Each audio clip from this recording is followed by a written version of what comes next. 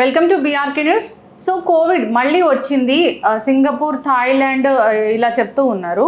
So అక్కడ deaths కూడా జరిగాయని చెప్తూ ఉన్నారు. ఇప్పుడు ఇండియాలో కూడా కోవిడ్ కలకలం సృష్టిస్తుంది, కేసులు నమోదు అవుతున్నాయని చెప్తున్న నేపథ్యంలో మరో వేవ్ ఏమైనా చూడబోతున్నామా? మనం ఎలాంటి జాగ్రత్తలు తీసుకోవాలి? పూర్తి వివరాలు తెలుసుకుందాం. మనతో పాటు ఉన్నారు ప్రముఖ ఇంటర్వెన్షనల్ కార్డియాలజిస్ట్ డాక్టర్ ప్రణీత్ గారు. డాక్టర్ గారు నమస్తే అండి. నమస్తే అండి. డాక్టర్ గారు, కోవిడ్ అంటే ఇంకా కోవిడే, అదొక బ్రాండ్ అనమాట. కోవిడ్ అనగానే భయం వేస్తుంది. అవునండి. ఏమైనా లాక్డౌన్ వస్తుందా, వేవ్ వస్తుందా, ఏంటి, ఇంట్లోనే ఉండాల్సి వస్తుందా, ఇలాంటి చాలా భయాలు వెంటాడుతున్నాయి. అవునండి. ఇప్పుడు సింగపూర్, థాయిలాండ్, హాంకాంగ్ కేసులు నమోదయ్యాయి, డెత్స్ కూడా అంటున్నారు. ఇది మ్యూటేట్ అయ్యి వేరే స్ట్రెయిన్ ఏమైనా వచ్చిందా? ఇండియాలో కూడా అది వచ్చిందా? ఏం జాగ్రత్తలు చెప్తారు?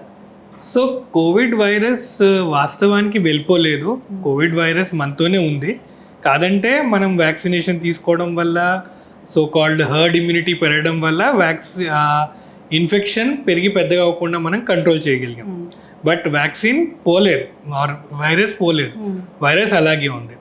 ఎలా అయితే ఈ వైరస్లు సర్వైవ్ అవ్వడానికి మ్యూటేషన్స్ అంటామో, వాటి అపియరెన్స్ని మార్చుకుంటూ ప్రతి ఇయర్ చేంజ్ అయినప్పుడు స్ట్రెయిన్ మారి ఇన్ఫెక్షన్ లాగా వస్తూ ఉంటుంది. సో కోవిడ్ ఇన్ఫెక్షన్ వెళ్ళలేదు, సివియారిటీ తగ్గింది, కాబట్టి ఇప్పుడు భయపడాల్సిన అవసరం ఏం లేదు. సో కోవిడ్ అనగానే మనకున్న ప్రీవియస్ ఎక్స్పీరియన్స్ తోటి భయపడుతున్న మాట వాస్తవానికి అయినప్పటికీ రైట్ నో కోవిడ్ గురించి భయపడాల్సిన అవసరం లేదు. ఇది ఇప్పుడు కామన్ జలుబు జ్వరం లాగానే మనం దీన్ని కన్సిడర్ చేయాల్సిన అవసరం ఉంది. మరి ఇప్పుడు ఎందుకు సింగపూర్లో కేసులు ఎక్కువగా నమోదు అవ్వడము, హాస్పిటలైజ్ అవ్వడము, డెత్స్ వరకు వెళ్ళడం జరుగుతుంది? సో ఇప్పుడు వాతావరణం మారినప్పుడు కామన్గా ఈ రెస్పిరేటరీ ట్రాక్ట్ ఇన్ఫెక్షన్స్ వస్తాయి. వీటిలో కామన్గా చూసేది మనం ఇన్ఫ్లుయెన్జా ఇన్ఫెక్షన్స్. ఇన్ఫ్లుయెన్జా కూడా ఒక వైరస్సే, అలాగే ఈ కరోనా కూడా ఒక వైరస్సే. సో ఈ వైరల్ ఇన్ఫెక్షన్స్ అనేవి సీజన్ మారినప్పుడు ఎప్పుడూ వస్తూ ఉంటాయి. అండ్ సీజన్ మారినప్పుడు వచ్చే ఈ ఇన్ఫెక్షన్స్ ఇబ్బంది పెడతాయి. పర్టికులర్గా ఎక్స్ట్రీమ్స్ ఆఫ్ ఏజ్, అంటే చిన్నపిల్లల్లోనూ అలాగే పెద్దవాళ్ళల్లో లేదా ఇమ్యూనిటీ తక్కువ ఉన్న వాళ్ళలో ఇబ్బంది పెట్టే అవకాశం ఉంది. సో సీజన్ చేంజ్ అయినప్పుడల్లా ఇన్ఫెక్షన్స్ వచ్చి ఆ ససెప్టబుల్ పీపుల్ అంటాం, ఎవరైతే ఇమ్యూనిటీ తక్కువ ఉందో వాళ్ళల్లో ఇన్ఫెక్షన్ వచ్చి హాస్పిటలైజ్ అయ్యి చనిపోయే ప్రమాదం జరిగే అవకాశం ఉంది. ఇప్పుడు ఈ ఇన్సిడెంట్ కొత్తగా మనం చూస్తున్నామా, భయపడాల్సిన అవసరం ఉందా అంటే లేదు. వాతావరణం మారినప్పుడు కామన్గా ఈ రెస్పిరేటరీ ట్రాక్ట్ ఇన్ఫెక్షన్స్ వచ్చే అవకాశం ఉంది. అండ్ ఈ ఇన్ఫెక్షన్స్ని ప్రివెంట్ చేయడం కోసం తగినంత జాగ్రత్తలు తీసుకుంటే ఇన్ఫెక్షన్ రాకుండా, లేదా ఇన్ఫెక్షన్ వచ్చినప్పుడు అది పెరిగి పెద్దగా అవ్వకుండా, ప్రమాదం జరగకుండా మనం జాగ్రత్తలు తీసుకోవచ్చు. ఇమ్యూనిటీ ఎవరిలో తగ్గుతుంది? కామన్గా ఇమ్యూనిటీ తగ్గించే కండిషన్స్ అంటే ఒకటి అనాదిగా చెప్పేది హెచ్ఐవి ఇన్ఫెక్షన్. హెచ్ఐవి ఇన్ఫెక్షన్ ఉన్న వాళ్ళలో ఇమ్యూనిటీ తక్కువ ఉంటుంది. డయాబెటీస్ కంట్రోల్లో లేకపోతే వాళ్ళలో ఇన్ఫెక్షన్ తక్కువ ఉంటుంది. లేదా ఏమైనా కండిషన్స్, కొన్ని హెల్త్ కండిషన్స్ ఉంటాయి, like systemic lupus erythematosus, rheumatoid arthritis, like ఈ రుమటాలజికల్ కండిషన్స్ ఉన్న వాళ్ళలో ఇమ్యూనిటీ తక్కువ ఉంటుంది. స్టెరాయిడ్స్ లాంటి మందులు తీసుకున్న వాళ్ళలో కూడా ఇమ్యూనిటీ తక్కువ ఉంటుంది. కిడ్నీ ప్రాబ్లం, డయాలసిస్ తీసుకున్న వాళ్ళు, లేదా హార్ట్ ఫెయిల్యూర్ ఉన్న వాళ్ళు, లివర్ ఫెయిల్యూర్ ఉన్న వాళ్ళు, వీళ్ళందరిలో ఇమ్యూనిటీ తక్కువగా ఉండే అవకాశం, అనారోగ్య సమస్యతో బాధపడుతున్న వాళ్ళు, సో వీళ్ళందరిలో ఇన్ఫెక్షన్ పోరాడే శక్తి తక్కువ ఉంటుంది. కాబట్టి వీళ్ళకి చిన్న ఇన్ఫెక్షన్ కూడా తరచూ వచ్చే అవకాశం, అదే ఇన్ఫెక్షన్ పెరిగి పెద్దగా అయ్యే అవకాశం కూడా ఉంటుంది. లైక్ కామన్ వ్యక్తిలో జలుబు జ్వరంతో ఆగిపోవచ్చు, బట్ ఈ ససెప్టబుల్ పాపులేషన్లో ఆ జలుబు కాస్త న్యూమోనియా కింద పెరిగి అది హాస్పిటలైజ్ అయ్యి వెంటిలేటర్ పెట్టడం లేదా చనిపోయే ప్రమాదం లాగా పెరిగి పెద్దగా అయ్యే అవకాశం ఉంది. ఇప్పుడు అలాంటి వాళ్ళే సింగపూర్లో చనిపోయారా డాక్టర్ గారు? ఎస్ అండి. ఓకే. అంటే కోవిడ్ ఇన్ఫెక్షన్, ఇమ్యూనిటీ తక్కువగా ఉండడం, ఈ రెండు కారణాలు. అవునండి. ఓకే. ఇప్పుడు మరి ఇండియాలో కూడా ముంబైలో 2 కేసులు, 2 చనిపోయారని కూడా చెప్తూ ఉన్నారు. అదేదో చనిపోయాక కోవిడ్ టెస్ట్ చేశారంటున్నారు. ఎందుకు చేస్తారు డాక్టర్ గారు చనిపోయాక కోవిడ్ టెస్ట్? అంటే ఇప్పుడు మనం సర్వీలెన్స్ లాగా చేయడానికి, ఇప్పుడు ఒక మనిషి చనిపోవడానికి కారణం ఏంటి, అండ్ ఈ ఇన్ఫెక్షన్స్ డిసీజెస్ మనకి నేషనల్ ఇంపార్టెన్స్ కాబట్టి, ఒకవేళ వాస్తవానికి నిజంగానే ఈ వ్యక్తి కోవిడ్ ఇన్ఫెక్షన్ వల్ల చనిపోయి అండ్ ఆ ఇన్ఫెక్షన్ మిగతా వాళ్ళకి స్ప్రెడ్ అవుతుంది అంటే దాన్ని స్ప్రెడ్ అవ్వకుండా మనం తగిన జాగ్రత్తలు తీసుకోవడం. సో ఈ ప్రకారంగా మనం టెస్ట్ చేయడం అనేది జరుగుతుంది. అండ్ ఈ అసోసియేషన్ కూడా మనం మెయింటైన్ చేయాల్సిన అవసరం ఉంది. వాస్తవానికి నిజంగానే కోవిడ్ వల్లే చనిపోయారా, అది అసోసియేట్ అయిందా, ఇన్సిడెంటల్గా మనం చూసామా అనేది చూడాలి. బికాజ్ ఇది పెరిగి పెద్దగా అయ్యి మిగతా వాళ్ళకు కూడా స్ప్రెడ్ అవ్వకుండా మనం తగిన జాగ్రత్తలు తీసుకోవడం కోసం టెస్టింగ్ చేస్తాము. బట్ ఇది more of a coincidental event. So Covid infection వల్ల చనిపోయినట్టు మనకి వాస్తవానికి ఏమీ ఆధారాలు లేవు.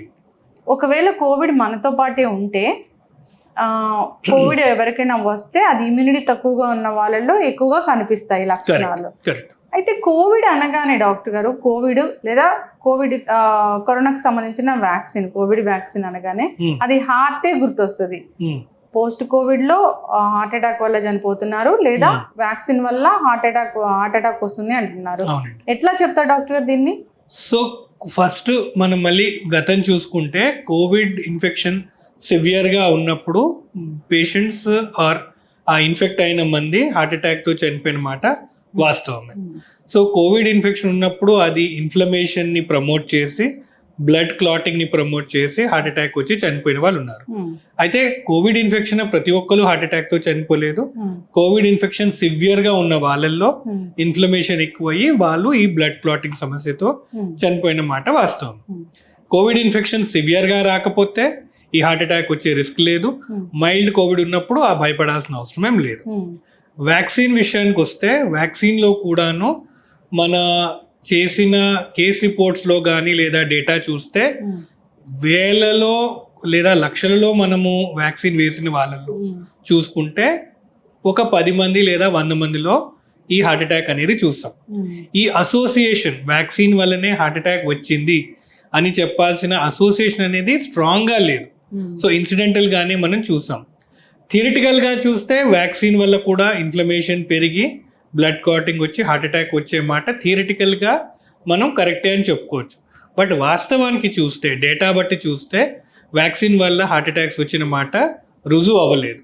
సో కొన్ని లక్షల మందికి మనం వ్యాక్సిన్ ఇచ్చాము, వాళ్ళలో కొంతమందికే ఈ ప్రాబ్లం వచ్చింది. సో వ్యాక్సిన్ వల్లనే హార్ట్ అటాక్ వస్తుంది అనేది మాట కరెక్ట్ కాదు. ఇన్ఫ్యాక్ట్ ఆ వ్యాక్సినే ఒకవేళ మనం పెట్టకపోయి ఉంటే ఇవ్వకపోయి ఉంటే ఈ రోజు మనం ఇది పరిస్థితిలో ఉండే వాళ్ళం కాదు. మాస్క్ లేకుండా ఇలా ముఖాముఖి సంభాషణ జరిగేది కాదు, అండ్ మన ఫ్రీడమ్ మనకి తిరిగి వచ్చి ఉండేది కాదు. సో వ్యాక్సిన్ వల్లనే మనం ఈ రోజు మన ఫ్రీడమ్ మళ్ళీ తిరిగి పొందాము, మన రొటీన్ లైఫ్ స్టైల్ కి మనం తిరిగి వచ్చేసాం. సో వ్యాక్సిన్ వల్లనే ఇప్పుడు ఇన్ఫెక్షన్ వచ్చినా ఆ సివియారిటీ రావట్లేదు, అది ఒక నార్మల్ జలుబు లాగే ఇన్ఫెక్షన్ అయింది. సో వ్యాక్సిన్ ఎన్నాళ్ళు ఉంటుంది డాక్టర్ గారు? సో వ్యాక్సిన్ మనం తీసుకున్నది యాంటీబాడీస్ చాలా మటుకు పనిచేస్తూ ఉంటాయి. బట్ కామన్ గా ఒకవేళ ఈ వైరస్ స్ట్రెయిన్ మారుతూ ఉంటుంది, అంటే ఆ వ్యాక్సిన్ అపియరెన్స్ కూడా మారుతూ ఉంటుంది. ఆ మారినప్పుడు ఇన్ఫెక్షన్ రిస్క్ మళ్ళీ ఉంటుంది. కాబట్టి వ్యాక్సిన్ ఇన్ఫెక్షన్ సివియారిటీ పెరిగితే మళ్ళీ వ్యాక్సిన్ బూస్టర్ డోస్ తీసుకోవాలి. But right now Covid infection అంత సివియర్గా రావట్లేదు కాబట్టి మళ్ళీ బూస్టర్ డోస్ అవసరం లేదు. ఇన్ కేస్ సివియారిటీ పెరిగితే మళ్ళీ మనం వ్యాక్సిన్ తీసుకుంటే అండ్ ఇన్ఫెక్షన్ సివియారిటీ రాకుండా మనం ప్రొటెక్ట్ చేసుకోవచ్చు. మరి కోవిడ్ వార్తలు వస్తున్న నేపథ్యంలో మేమేమైనా ఖచ్చితమైన జాగ్రత్తలు పాటించాలా? ఒకవేళ ప్రోటోకాల్ ఏదైనా ఉందా అసలు అంటే ఏం చెప్తారు? సో బేసిక్ ప్రిన్సిపల్స్ ఇప్పుడు అప్లై అవుతుంటుంది. వాతావరణం మారినప్పుడు ఈ రెస్పిరేటరీ ట్రాక్ట్ ఇన్ఫెక్షన్స్ రావడం సహజం. రెస్పిరేటరీ ట్రాక్ట్ ఇన్ఫెక్షన్ రాకుండా తీసుకోవాల్సిన జాగ్రత్తలు హ్యాండ్ హైజీన్, చేతులు వీలైనంత వరకు మనం క్లీన్గా ఉంచుకోవడం, సోప్ అండ్ వాటర్ దొరికినప్పుడు క్లీన్ చేసుకోవడం, లేదా హ్యాండ్ శానిటైజర్ వాడడం. జలుబు లాంటివి ఏమైనా ఉంటే వాళ్ళు ఈ మాస్క్ లాంటివి పెట్టుకోవడము, లేదా ఈ హ్యాండ్ టవల్స్ కానీ టిష్యూస్ వాడి వాటిని ప్రాపర్గా డిస్పోజ్ చేయడం.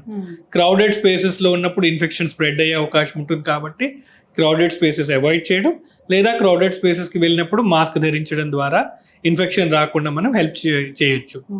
ఇన్ఫెక్షన్ వచ్చినా ఆ ఇన్ఫెక్షన్ కోవిడ్ అని డయాగ్నోజ్ అయినా భయపడాల్సిన అవసరం లేదు.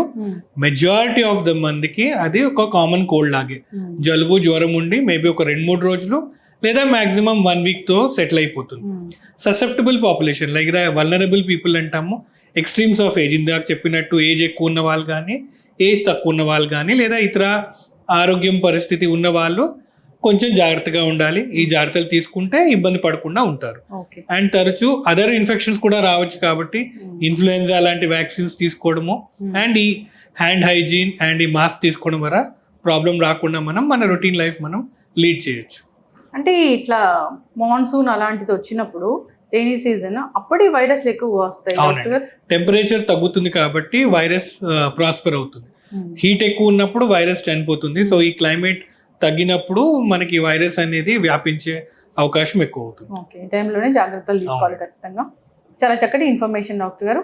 సో ఏదైనా కోవిడ్ అంటే ఒకలాగానే అనిపిస్తూ ఉంటుంది, పడతాము.